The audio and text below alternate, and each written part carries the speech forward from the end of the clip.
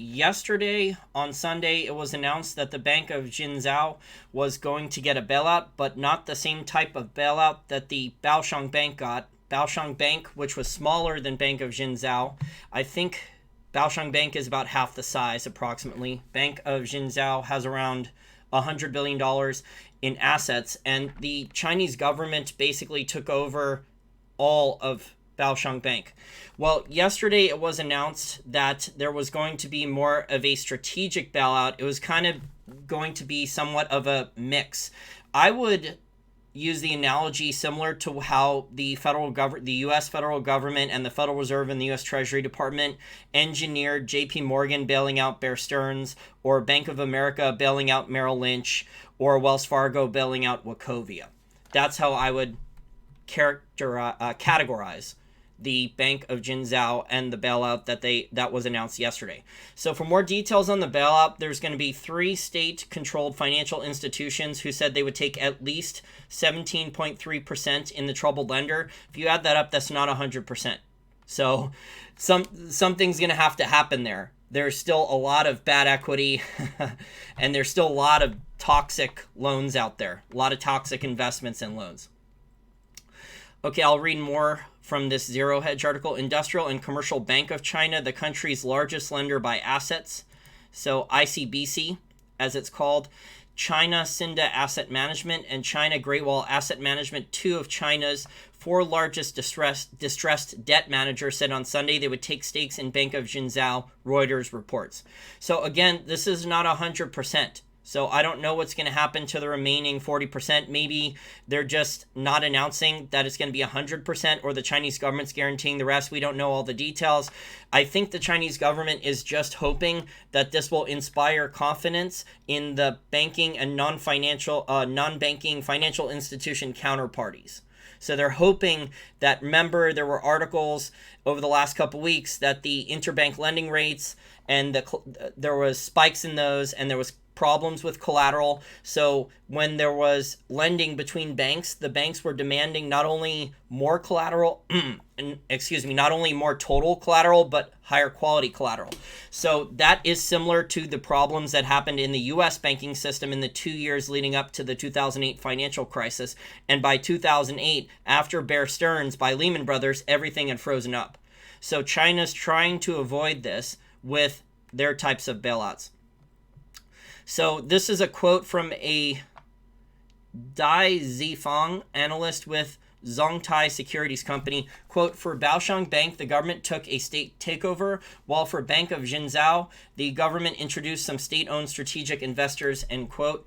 He continues, quote, the latter approach is much more market-oriented and showcased the determination of regulators to resolve problematic banks while injecting confidence into the market, end quote, Dai said. Although when stripped of all the pig lipstick, what just happened in China is that another major bank with one with $100 billion in assets just collapsed and received a government-backed rescue. For how this impacts the overnight funding market, keep a close eye on various Chinese repo rates once the market opens. So that's additional Zero Hedge analysis. I'll attach the Zero Hedge article. But what I would say is they're definitely trying to avoid that Lehman Brothers moment. Now, China's banking system is leveraged 20-1. As Kyle Bass said, there's about 40 trillion in assets, a little over 40 trillion in assets, and only about $2 trillion in equity, which means that there's a bunch of debt and credit that's using leveraging to hold the assets. So they're leveraged, Chinese banking systems are leveraged 20-1. And for comparison's sake, Bear Stearns was 60-1, and that's what got them in trouble. And Lehman Brothers, I believe, was leveraged 40-1. And other larger U.S. banks were leveraged, I think, over 20-1. But it's normally considered that out of the larger banks, Bear Stearns and Lehman Brothers were the most leveraged. So this bailout theme, guys, for China, for the Chinese government, it's starting to increase. I just saw another story in the last week as well, and this is China's CCB to give $291 billion in financing support to Hunan province. So China Construction Bank will provide over 2 trillion yuan, which is $291 billion approximately, in, quote, comprehensive financing support, end quote. My interpretation of comprehensive financing support is just a fancy way of saying a bailout. To central China's Hunan province over the next 5 years, according to the local government, the country's second largest lender by assets. So ICBC is the largest bank that I talked about. ICBC is involved in the Bank of Jinzhou bailout. So the financing, and now this other large Chinese bank, China Construction Bank, is involved in a bailout of Hunan province. The financing support will help, quote, promote the high-quality development of manufacturing industry, foster and strengthen key enterprises and little giant enterprises, and prevent and resolve local government hidden desk risks, end quote, it said. The statement did not elaborate on what the scope of financing support is. CCB did not immediately respond to Reuters' request for seeking clarifications.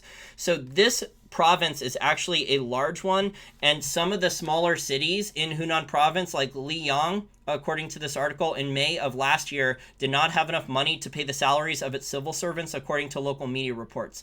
And there's been other problems with other cities like Shaoyang, another city in Hunan province, where they raised a bunch of hidden debt worth 7.2 billion yuan that they could not pay.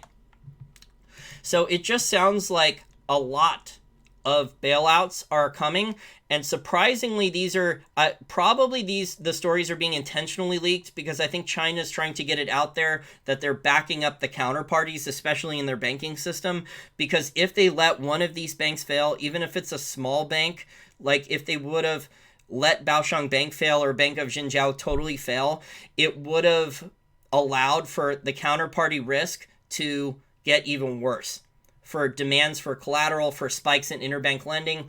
I've talked about this at length, but there's just more news stories coming out. Again, this is just a quick update on things. So it looks like, in my opinion, that China's government has engineered a Bear Stearns-style bailout of the Bank of Jinzhou. And finally, for this other quick little update, it's time for a quick trade war update between the U.S. and China. So on Friday, President Trump gave an interview talking about how he thought that China may delay a trade deal until after the 2020 elections. Now, past guests I've had on, like Emma Mollman and others, have said that that would be a strategy for China. But it looks like China's hedging their bets, and there's some mixed signals of what China is doing, because we just got a story that came out yesterday that said Beijing says China's stepping up U.S. soy imports, yet that Beijing has bought soybeans in the last couple months.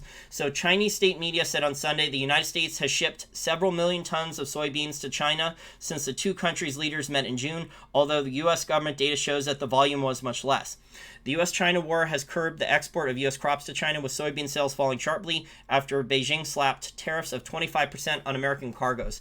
So if you're not familiar with the rhetoric in this trade war, one of my sources in China, and it's been reported elsewhere as well, that China was saying for the last couple months that they refused to ever buy American soybeans again until the trade deal was negotiated in China's favor.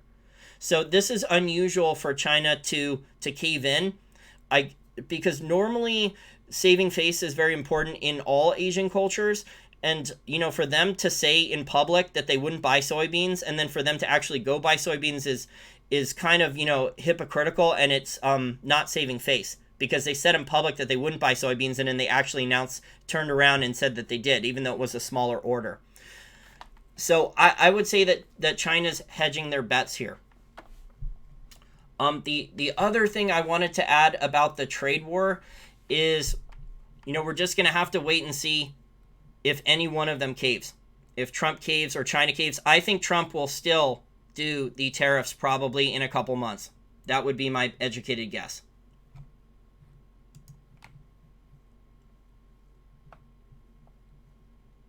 So wrapping up this quick little update, we have interesting contradictory stories about the trade war, with Trump saying that China was going to wait them out, and hope that Trump is gone and that they can get a politician that is more amenable to agreeing to something on paper without caving and no tariffs.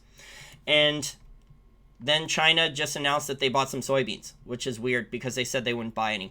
Oh, the point that I just forgot a second ago that I wanted to bring up was, I think ultimately, and this could be a reason why China did cave, is it has to do with food. So ultimately, feeding people prevents civil unrest. So if people have food in their stomach, they're a lot less likely to complain. So I think China did cave to bring in some soybeans, because even though they don't want to appease the US and help the US out in that regard, they figured we need the soybeans, we'll buy some and we'll feed our people temporarily, and we'll, they're still, both sides are still working on a lot of leveraging. China thinks it has the upper hand. Trump, I think my educated guess, I'm not in favor of tariffs and trade war, but I think Trump will increase tariffs over the next couple months, probably in less than 3 or 4 months. Okay, well, I will attach links to these articles below the update here, and everyone have a nice rest of your week. I am working on getting some interviews done and some other content, and I'll talk to you guys later. Okay, bye for now.